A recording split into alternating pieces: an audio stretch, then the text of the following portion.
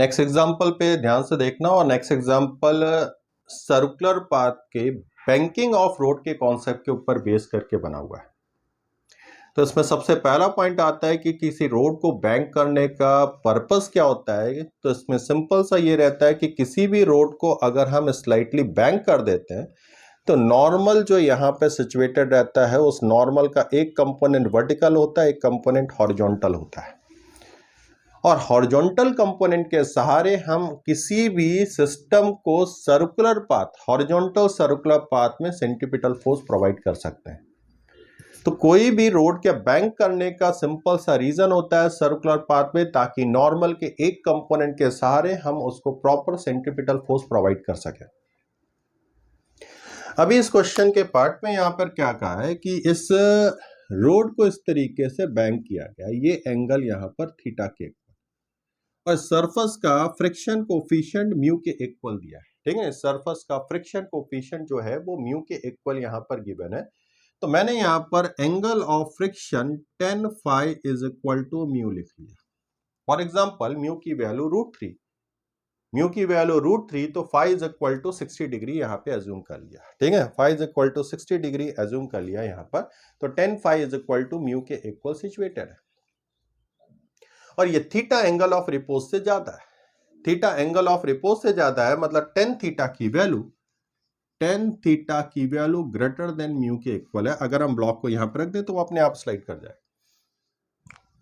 अब ये जो रोड है वो इस तरीके से सर्कुलर पाथ में क्या रोटेट कर रहा है और सर्कुलर पाथ का जो रेडियस है वो कैपिटल आर के इक्वल है। यहां पर ये व्हीकल सिचुएटेड है, ये इस तरीके के सर्कुलर पाथ में ऐसे रोटेट कर रहा है। तो हमें इस कार की मैक्सिमम स्पीड और मिनिमम स्पीड पता करनी जिससे ये विदाउट स्लिपिंग इस रोड को मूव कर जाए। पहला पॉइंट यहां तो देखो, इसकी मैक्सिमम स्पीड की वैल्यू को अगर मैं यहां पे कैलकुलेट करूं तो v मैक्सिमम स्पीड से यहां पे जा रहा है, कार के अंदर ही ऑब्जर्वेशन पॉइंट रख दे तो सर्कुलर पाथ में v मैक्सिमम स्पीड से अगर ये जा रहा है या v स्पीड से यहां पे जा रहा है, ठीक है ना, v स्पीड से यहां पे जा रहा है, तो इसमें सेंट्रीफ्यूगल फोर्स बाहर क्यों लगेगा, that is equal to mv² divided by r। ठीक है ना, mv² डिवाइडेड बाई r इस साइड बाहर के डायरेक्शन में लगेगा और mg जो लगेगा वो नीचे के डायरेक्शन में लगेगा। नॉर्मल इसके सरफेस के परपेंडिकुलर अभी फ्रिक्शन फोर्स का डायरेक्शन रिप्रेजेंट नहीं किया। अब इस पूरे पार्ट पे mv² डिवाइडेड बाई r का एक कंपोनेंट इसको ऊपर की ओर खींचने की कोशिश करेगा तो mv² divided by r cos theta और इधर की ओर mg sin थीटा के इक्वल आता है। mg sin थीटा के इक्वल यहां पे निकल करके आते हैं। तो इस पूरे कंडीशन पे यहां पे अगर हम आए तो इधर की ओर जो पार्ट यहां पर आएगा वो mg, ये एंगल थीटा के इक्वल आएगा तो mg cos theta plus mv² divided by r sin theta के इक्वल आएगा। इसमें फ्रिक्शन फोर्स अभी कहीं पे भी अज्यूम नहीं किया है। अब मैं कह दूं कि इस केस में फ्रिक्शन फोर्स की वैल्यू F इस साइड क्यों लग रही है, F इस साइड क्यों लग रहा है अभी हमें नहीं पता। तो फ्रिक्शन फोर्स की वैल्यू को प्लस माइनस दोनों साइन के साथ लेकर के हम क्वेश्चन सॉल्व करते हैं। ठीक है, प्लस माइनस दोनों साइन के साथ लेकर के सॉल्व करते हैं। तो इस पूरे पार्ट पे इधर की ओर बैलेंस अगर करें तो mv² divided by r cos theta plus friction, तो प्लस माइनस लिख लिया, plus minus friction force is equal to mg sin theta आएगा। फ्रिक्शन फोर्स ऊपर भी लग सकता है, फ्रिक्शन फोर्स नीचे के डायरेक्शन में भी लग सकता है। तो mv² divided by r cos theta is equal to यहां पर आ जाएगा mg sin theta minus plus friction force की वैल्यू यहां पर आएगी। ठीक है ना, माइनस प्लस फ्रिक्शन फोर्स की वैल्यू यहां पे निकल करके आएगा। अब मैं कह दूं कि हमें मैक्सिमम पॉसिबल स्पीड की वैल्यू चाहिए, तो मैक्सिमम पॉसिबल स्पीड चाहिए तो v मैक्सिमम पर जाइए तो यहां पे फ्रिक्शन फोर्स की वैल्यू मैक्सिमम रखो विद पॉजिटिव साइन और v की मिनिमम वैल्यू चाहिए तो यहां पे फ्रिक्शन फोर्स की मिनिमम वैल्यू मैक्सिमम वैल्यू रखो विद माइनस साइन। तो चलो हम v मैक्सिमम की ओर जाते हैं तो mv max square divided by r cos theta is equal to mg sine theta यहाँ पे पॉजिटिव साइन रखा तो एफ की maximum possible value that is mu bracket close, mu bracket close, यहां पर एन की वैल्यू जो निकल करके आएगा m g cos theta plus m v square divided by r sine theta के इक्वल आएगा। इस पूरे एक्सप्रेशन में से small m small m small m small M की वैल्यू कैंसिल आउट हो जाएगा। पूरे एक्सप्रेशन में साइन थीटा से डिवीजन कर देते हैं, साइन थीटा डिवीजन कर देते हैं और आर से मल्टीप्लाई कर देते हैं, तो यहां पर ये एक्सप्रेशन की वैल्यू जो निकल करके आएगा that is v max square into, यहां पर cos थीटा से डिवीजन करेंगे और r से मल्टीप्लाई करें तो ये v मैक्स स्क्वायर आएगा, that is equal to g r, यहां पे sin theta divided by cos theta tan theta के इक्वल आ जाएगा, प्लस यहां पर म्यू ब्रैकेट क्लोज, इस पॉइंट पर आते हैं तो r से मल्टीप्लाई किया तो जी आर के इक्वल निकल करके आ गया, यहाँ r से मल्टीप्लाई कर दिया और cos थीटा से डिवाइड कर दिया तो plus v max square into tan theta के इक्वल आ गया। इस एक्सप्रेशन को फर्दर सिंप्लीफाई किया तो v मैक्स स्क्वायर इस साइड की ओर रखेंगे तो यहाँ पे 1 माइनस म्यू tan थीटा के इक्वल निकल करके आएगा और इधर की ओर g r tan theta plus mu के इक्वल निकल करके आएगा। ठीक है, tan थीटा प्लस म्यू के इक्वल ये वैल्यू कैलकुलेट होकर के आ रहा है। अब ये फर्दर पोजीशन जो हम लोग ने कैलकुलेट किया, इस फर्दर वैल्यू को अगर मैं आगे क्यों रखूं तो v मैक्स की वैल्यू यहां पे कैलकुलेट होकर के आ रही है under root g r bracket close tan theta plus mu divided by 1 minus mu tan theta की वैल्यू निकल करके आ रहा है। इतनी टोटल वैल्यू यहां पे कैलकुलेट होकर के आ रहा है। ठीक है ना, इतनी टोटल वैल्यू कैलकुलेट होकर के आ रहा है।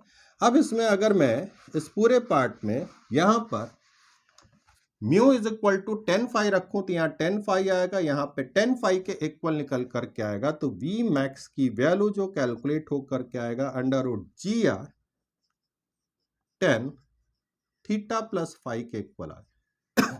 ठीक है, और अगर यहां पर मिनिमम कंडीशन चाहिएगा तो फ्रिक्शन फोर्स का साइन अपोजिट हो जाएगा और फ्रिक्शन फोर्स का साइन अपोजिट जैसे ही कैलकुलेट होकर के आए यहाँ माइनस साइन आ जाएगा, यहाँ माइनस साइन आते यहां माइनस साइन आ जाएगा, यहाँ प्लस साइन आ जाएगा।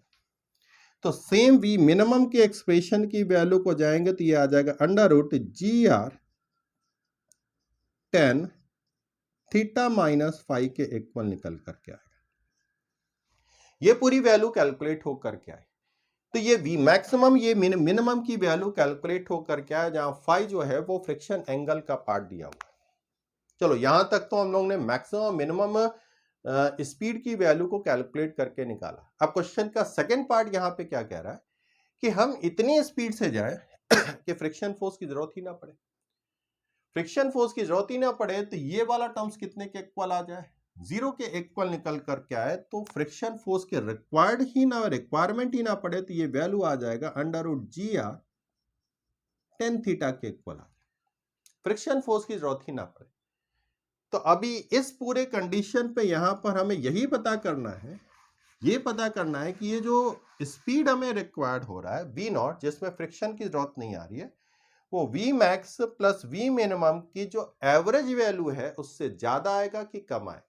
मतलब हमें यहां पर ये चेक करना है कि v not greater than v max plus v minimum divided by 2 आएगा और v naught less then v max plus v minimum divided by 2 की कंडीशन आएगा, ज्यादा आएगा कि कम आएगा।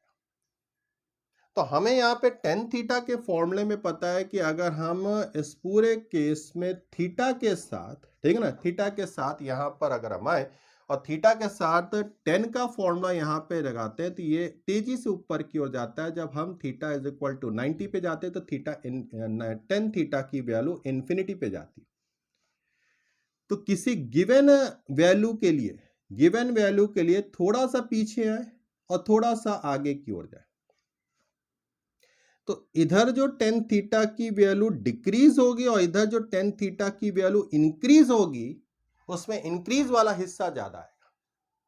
अभी इस पूरे पार्ट पे यहां पे ध्यान से देखो, v maximum plus v minimum जैसे इस पूरे कंडीशन पे यहां पर आए तो v मैक्सिमम v नॉट की वैल्यू को अगर मैं लिखूं तो ये आ जाएगा under root g r tan theta g r tan theta, तो यहाँ पे टेन थीटा की वैल्यू आएगा। ऊपर वाले कंडीशन को चेक करते हैं, यहाँ पे आएगा under root tan theta plus phi के इक्वल आएगा, और यहाँ पे टेन थीटा माइनस फाइव के इक्वल निकल करके आए। तो मैं ये कहना चाह रहा हूं डिवाइडेड बाई टू की कंडीशन, डिवाइडेड बाई टू की कंडीशन कि अगर मैं यहाँ पे फाइव की वैल्यू को जीरो रख दूं तो यहाँ पर ये जो रूट टेन थीटा की वैल्यू आ रही है, रूट टेन थीटा की वैल्यू आ रही है, वो राइट साइड लेफ्ट साइड बराबर आ जाएगा।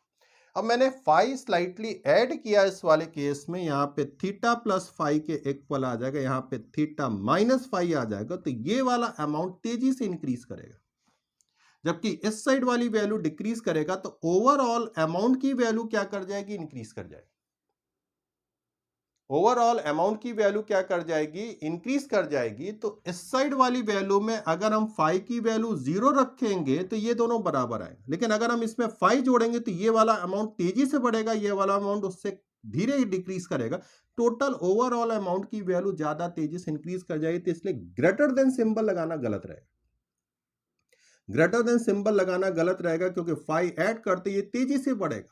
जब 5 0 रहेगा तो यहां पर राइट साइड लेफ्ट साइड वाली वैल्यू बराबर आएगा, लेकिन 5 जैसे इधर ऐड करोगे, इधर सब्सट्रैक्ट करोगे, ये तेजी से बढ़ेगा, ये धीरे घटेगा। तो टोटल ओवरऑल अमाउंट इंक्रीज कर जाएगा।